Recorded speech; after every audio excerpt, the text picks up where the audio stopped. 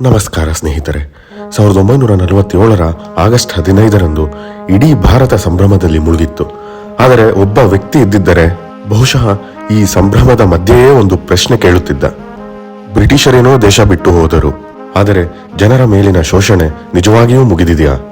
ಆ ವ್ಯಕ್ತಿಯೇ ಭಗತ್ ಸಿಂಗ್. ಬಹುತೇಕ ಜನರಿಗೆ ಭಗತ್ ಸಿಂಗ್ ಎಂದರೆ ಒಂದು ಟೋಪಿ, ಒಂದು ಮೀಸೆ, ಒಂದು ಪಿಸ್ತೂಲ್ ಮತ್ತು ಇನ್ಕುಲಾಬ್ ಜಿಂದಾಬಾದ್. ಆದರೆ ಅವನ ನಿಜವಾದ ವ್ಯಕ್ತಿತ್ವ ನೀವು ಕಲಿತ ಇತಿಹಾಸಕ್ಕಿಂತ ಸಂಪೂರ್ಣ ವಿಭಿನ್ನ. ಭಗತ್ ಸಿಂಗ್ ಕೇವಲ ಬ್ರಿಟಿಷರನ್ನು ದ್ವೇಷಿಸಿದ ಕ್ರಾಂತಿಕಾರಿಯಲ್ಲ. ಅವನು ಒಬ್ಬ ದಾರ್ಶನಿಕ, ಒಬ್ಬ ಲೇಖಕ, ಸಮಾಜವಾದಿ ಮತ್ತು ಒಬ್ಬ ಚಿಂತಕ. ಬಹುಶಃ ತನ್ನ ಕಾಲಕ್ಕಿಂತ 100 ವರ್ಷ ಮುಂದಿದ್ದ ವ್ಯಕ್ತಿ. ಅವರು ಧರ್ಮದ ಬಗ್ಗೆ ವಿಭಿನ್ನವಾಗಿ ಯೋಚಿಸಿದರು, ರಾಷ್ಟ್ರಭಕ್ತಿಯ ಬಗ್ಗೆ ವಿಭಿನ್ನ ದೃಷ್ಟಿಕೋನ ಹೊಂದಿದ್ದರು, ಸಮಾಜದ ಬಗ್ಗೆ ಹೊಸ ಕನಸು ಕಂಡಿದ್ದರು.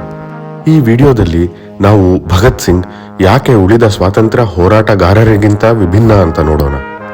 1907 ಪಂಜಾಬ್ನಲ್ಲಿ ಒಂದು ಮಗು ಜನಿಸುತ್ತದೆ. ಆದರೆ ಆ ಮಗು ಹುಟ್ಟುವ ಮೊದಲೇ ಆ ಕುಟುಂಬ ಬ್ರಿಟಿಷರ ವಿರುದ್ಧ ಹೋರಾಡುತ್ತಿತ್ತು. ಭಗತ್ ಸಿಂಗ್ನ ತಂದೆ, ಚಿಕ್ಕಪ್ಪ ಸ್ವಾತಂತ್ರ್ಯ ಹೋರಾಟದಿಂದ ಆಗಾಗಲೇ ಜೈಲು ಸೇರಿದ್ದರು. ಭಗತ್ ಸಿಂಗ್ ಹುಟ್ಟಿದ ಮನೆಯೇ ಒಂದು ಕ್ರಾಂತಿಯ ಶಾಲೆಯಾಗಿತ್ತು. ಇತರ ಮಕ್ಕಳು ಆಟಿಕೆಗಳಿಂದ ಆಡುತ್ತಿದ್ದರೆ ಭಗತ್ ಸಿಂಗ್ ಬಂದೂಕುಗಳ ಕತೆಗಳನ್ನು ಕೇಳುತ್ತಾ ಬೆಳೆಯುತ್ತಿದ್ದ. ಒಮ್ಮೆ ಅವನ ತಂದೆ ಹೊಲಕ್ಕೆ ಕರೆದೊಯ್ದರು. ಭಗತ್ ಸಿಂಗ್ ಮಣ್ಣಿನಲ್ಲಿ ಏನೋ ನೆಡುತ್ತಿದ್ದ. ಏನು ಮಾಡುತ್ತಿದ್ದೀಯಾ ಎಂದು ತಂದೆ ಕೇಳಿದಾಗ ಭಗತ್, ಗನ್ಗಳನ್ನು ಬೆಳೆಯುತ್ತಿದ್ದೇನೆ, ಅವು ಬೆಳೆದರೆ ಬ್ರಿಟಿಷರನ್ನು ಓಡಿಸಬಹುದು ಎಂದು ಉತ್ತರಿಸಿದ. ಇದು ಕೇವಲ ಮಗುವಿನ ಮಾತಲ್ಲ, ಅವನ ಮನಸ್ಸಿನಲ್ಲಿ ಬೆಳೆದ ಕ್ರಾಂತಿಯ ಮೊದಲ ಬೀಜ. ಭಗತ್ ಸಿಂಗ್ನ ಜೀವನವನ್ನೇ ಬದಲಿಸಿದ ಒಂದು ಘಟನೆ ಎಂದರೆ ಅದು 1919ರ ಜಲಿಯನ್ ವಾಲಾಬಾಗ್ ಹತ್ಯಾಕಾಂಡ. ಅಲ್ಲಿ ಬ್ರಿಟಿಷರ ವಿರುದ್ಧ ಹೋರಾಡುತ್ತಿದ್ದ ಸಾವಿರಾರು ನಿರಾಯುಧ ಜನರ ಮೇಲೆ ಗುಂಡಿನ ದಾಳಿ ನಡೆಯುತ್ತೆ. ಕೆಲವೇ ನಿಮಿಷಗಳಲ್ಲಿ 100 ಜನ ಸತ್ತರು. 12 ವರ್ಷದ ಭಗತ್ ಮರುದಿನ 106 ಕಿಲೋಮೀಟರ್ ದೂರದಿಂದ ಅಲ್ಲಿಗೆ ಬರುತ್ತಾನೆ.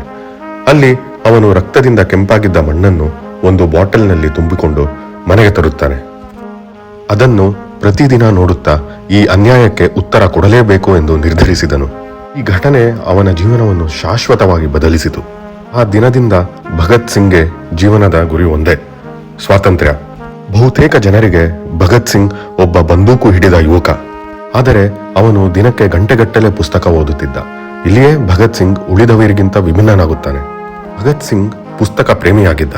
Karl Marx, Lenin, Tolstoy, Shakespeare, Bernard Shaw, Victor Hugo, ಹೀಗೆ ಇವರ ಬರಹಗಳನ್ನು ಓದಿ ತನ್ನದೇ ಅಭಿಪ್ರಾಯ ರೂಪಿಸಿಕೊಂಡಿದ್ದ. ಭಗತ್ ಸಿಂಗ್ ಪ್ರತಿಯೊಂದು ವಿಚಾರವನ್ನೂ ಪ್ರಶ್ನಿಸುತ್ತಿದ್ದ. ಅಂಧಭಕ್ತಿಯನ್ನು ಎಂದಿಗೂ ಒಪ್ಪಿಕೊಳ್ಳಲಿಲ್ಲ. ಅವನಿಗೆ ಕ್ರಾಂತಿ ಎಂದರೆ ಕೇವಲ ಬಾಂಬ್ ಅಲ್ಲ, ಜನರ ಚಿಂತನೆಯ ಬದಲಾವಣೆ. ಹಾಗೆಯೇ ಕೇವಲ ಬ್ರಿಟಿಷರನ್ನು ಕೊಲ್ಲುವುದು ಗುರಿಯಾಗಿರಲಿಲ್ಲ, ಸಮಾಜವನ್ನೇ ಬದಲಾಯಿಸುವುದು ಗುರಿಯಾಗಿತ್ತು. ಬಹುತೇಕ ಜನರು ಭಗತ್ ಸಿಂಗ್ ಹಿಂಸೆಯನ್ನು ಮಾತ್ರ ನಂಬಿದ್ದ ಎಂದುಕೊಳ್ಳುತ್ತಾರೆ, ಆದರೆ ಅದು ಸಂಪೂರ್ಣ ಸತ್ಯವಲ್ಲ. 1929ರಲ್ಲಿ ಸೆಂಟ್ರಲ್ ಅಸೆಂಬ್ಲಿಯಲ್ಲಿ ಭಗತ್ ಸಿಂಗ್ ಮತ್ತು ಬಟುಕೇಶ್ವರ್ ದತ್ ಬಾಂಬ್ ಎಸೆಯುತ್ತಾರೆ. ಇಲ್ಲಿಯೇ ಹಲವಾರು ಜನರು ತಪ್ಪಾಗಿ ಅರ್ಥ ಮಾಡಿಕೊಳ್ಳುತ್ತಾರೆ. ಅವರ ಉದ್ದೇಶ ಯಾರನ್ನು ಕೊಲ್ಲುವುದು ಅಲ್ಲ. ಆ ಬಾಂಬ್ ಯಾರನ್ನು ಕೊಲ್ಲಲು ಸೃಷ್ಟಿಸಿರಲಿಲ್ಲ. ಅವರು ಬಳಸಿದ ಬಾಂಬ್ ಕಡಿಮೆ ಸಾಮರ್ಥ್ಯದ್ದು. ಬಾಂಬ್ ಎಸೆದ ನಂತರ ಭಗತ್ ಸಿಂಗ್ ಮತ್ತು ಸ್ನೇಹಿತ ಅಲ್ಲಿಂದ ಓಡಿ ಹೋಗಲಿಲ್ಲ, ಅಲ್ಲಿಯೇ ನಿಂತರು. ಪೊಲೀಸರು ಬಂದಾಗ ಸ್ವತಃ ಪೊಲೀಸರಿಗೆ ಶರಣಾದರು. ಯಾಕೆಂದರೆ ಅವರ ಉದ್ದೇಶ ಕೋರ್ಟ್ ಅನ್ನು ಒಂದು ವೇದಿಕೆಯಾಗಿ ಬಳಸಬೇಕಿತ್ತು. ಅವರ ಪ್ರಸಿದ್ಧ ಮಾತು, ಕಿವುಡರಿಗೆ ಕೇಳಿಸಬೇಕಾದರೆ ದೊಡ್ಡ ಶಬ್ದ ಮಾಡಲೇಬೇಕು ಎನ್ನುವುದು. ಈ ತಂತ್ರ ಆ ಕಾಲದಲ್ಲಿ ಅತ್ಯಂತ ಬುದ್ಧಿವಂತಿಕೆಯ ಹೋರಾಟದ ನಡೆ. ಭಗತ್ ಸಿಂಗ್ ಜೈಲಿಗೆ ಹೋದ ಮೇಲೆ ಹೋರಾಟ ಮುಗಿಸಲಿಲ್ಲ. ಅಲ್ಲಿಂದಲೇ ಮತ್ತೊಂದು ಕ್ರಾಂತಿ ಆರಂಭವಾಯಿತು. ಭಾರತೀಯ ಕೈದಿಗಳಿಗೆ ಕಳಪೆ ಆಹಾರ, ಯುರೋಪಿಯನ್ ಕೈದಿಗಳಿಗೆ ಉತ್ತಮ ಸೌಲಭ್ಯ, ಇದನ್ನು ಭಗತ್ ಸಿಂಗ್ ಪ್ರಶ್ನಿಸಿದರು. ಅಲ್ಲಿ ಅವರು 100 ದಿನಗಳಿಗೂ ಹೆಚ್ಚು ಕಾಲ ಉಪವಾಸ ಸತ್ಯಾಗ್ರಹ ನಡೆಸಿದರು. ಇದು ತಮ್ಮ ಜೀವ ಉಳಿಸಿಕೊಳ್ಳಲು ಅಲ್ಲ, ಎಲ್ಲಾ ಕೈದಿಗಳ ಹಕ್ಕುಗಳಿಗಾಗಿ. ಭಗತ್ ಸಿಂಗ್ನ ಇನ್ನೊಂದು ಭಿನ್ನವಾದ ಪ್ರಯತ್ನ ಎಂದರೆ ಜೈಲಿನಲ್ಲಿ ಇದ್ದಾಗ ಅವನು ಒಂದು ಲೇಖನ ಬರೆದನು, ವೈ ಐ ಆಮ್ ಆನ್ ಏಥಿಸ್ಟ್ ಅಂತ. ಆ ಲೇಖನದಲ್ಲಿ ದೇವರನ್ನು ನಿಂದಿಸಿಲ್ಲ, ಬದಲಿಗೆ ತಾನು ಯಾಕೆ ದೇವರನ್ನು ನಂಬುವುದಿಲ್ಲ ಎಂಬುದನ್ನು ತರ್ಕದ ಮೂಲಕ ವಿವರಿಸಿದ್ದಾನೆ. ಅವನ ಪ್ರಕಾರ ಮನುಷ್ಯನು ತನ್ನ ಸಮಸ್ಯೆಗಳಿಗೆ ತಾನೇ ಉತ್ತರ ಹುಡುಕಬೇಕು, ಭಯದಿಂದ ಏನನ್ನೂ ನಂಬಬಾರದು ಅಂತ. ಇದು ಅವನ ವೈಯಕ್ತಿಕ ಅಭಿಪ್ರಾಯ. ಇಲ್ಲಿ ಅತ್ಯಂತ ಮುಖ್ಯ ಪ್ರಶ್ನೆ, ಭಗತ್ ಸಿಂಗ್ ಗಾಂಧೀಜಿ, ಸುಭಾಷ್ ಚಂದ್ರ ಬೋಸ್, ಚಂದ್ರಶೇಖರ್ ಆಜಾದ್ ಇವರಿಗಿಂತ ಹೇಗೆ ವಿಭಿನ್ನ ಅಂತ. ಮೊದಲನೆಯದು, ಭಗತ್ ಸಿಂಗ್ ವ್ಯಕ್ತಿ ಪೂಜೆಯನ್ನು ಎಂದಿಗೂ ನಂಬಲಿಲ್ಲ. ಎರಡನೆಯದು, ಧರ್ಮ ಮತ್ತು ರಾಜಕೀಯ ಬೇರೆ ಇರಬೇಕು ಎಂದ. ಮೂರನೆಯದು, ಭಗತ್ ಸಿಂಗ್ ಪ್ರಕಾರ ಸ್ವತಂತ್ರ ಭಾರತ ಎಂದರೆ ಕೇವಲ ಬ್ರಿಟಿಷರು ಇಲ್ಲದ ಭಾರತವಲ್ಲ. ಅವನು ಕನಸು ಕಂಡ ಭಾರತ ಬಡತನವಿಲ್ಲದ ಭಾರತ, ಜಾತಿ ಭೇದವಿಲ್ಲದ ಭಾರತ, ಧರ್ಮದ ಹೆಸರಿನಲ್ಲಿ ದ್ವೇಷವಿಲ್ಲದ ಭಾರತ, ಕಾರ್ಮಿಕ ಮತ್ತು ರೈತರಿಗೆ ನ್ಯಾಯ ಸಿಗುವ ಭಾರತ. ನಾಲ್ಕನೆಯದು, ಸ್ವತಃ ಭಗತ್ ಸಿಂಗ್ನ ಒಂದು ವಾಕ್ಯ, ಕ್ರಾಂತಿ ಎಂದರೆ ಬಂದೂಕಲ್ಲ, ಜನರ ಚಿಂತನೆ ಬದಲಾಗುವುದು. ಈ ಒಂದು ವಾಕ್ಯ ಭಗತ್ ಸಿಂಗ್ನ ಸಂಪೂರ್ಣ ತತ್ವವನ್ನು ಹಾಗೂ ಅವನು ಹೇಗೆ ಇತರ ಸ್ವತಂತ್ರ ಹೋರಾಟಗಾರರಿಗಿಂತ ಭಿನ್ನ ಅಂತ ವಿವರಿಸುತ್ತದೆ. ಭಗತ್ ಸಿಂಗ್ ಕೇವಲ ಕ್ರಾಂತಿಕಾರಿಯಲ್ಲ, ಒಬ್ಬ ಚಿಂತಕ.